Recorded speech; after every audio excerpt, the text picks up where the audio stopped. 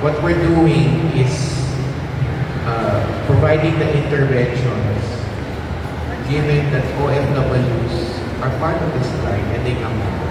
We've been doing this since time immemorial, whether it's Christmas or whether there is a welfare case or a hostage situation na sinusulong natin, or whether there is a mass repatriation. We're here. At the TY and our teams, nagsasabutin kami, PFW at OWA. And this life is no different, especially in the context of the current conflict in the Middle East.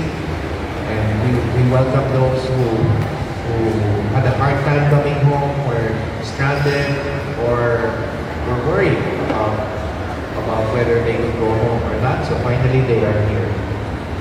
The initial count is around 101. 103 OFWs and dependents. Hindi pa nahihima yung bilang, but ako estimate ko maybe how many dependents we have.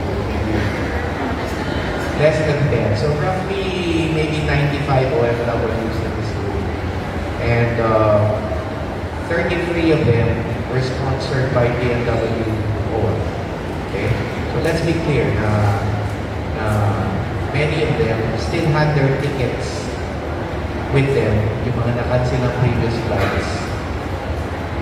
Or they had bookings prior to this flight na in-honor na nila. So in other words, sila sumagot ng kanilang plane ticket.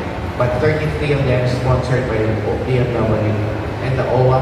Now, for everybody, we gave either pre-repatriation assistance and most of them post-repatriation assistance. Yun naman din ang ginagawa natin sa mga salubong. Okay. The other thing I can tell you is there's an ongoing effort to provide on-site assistance, basic needs assistance to those who are there still in the 8 countries that are covered by this current conflict. One way or another, these countries are subjected to attacks on their soil. Okay.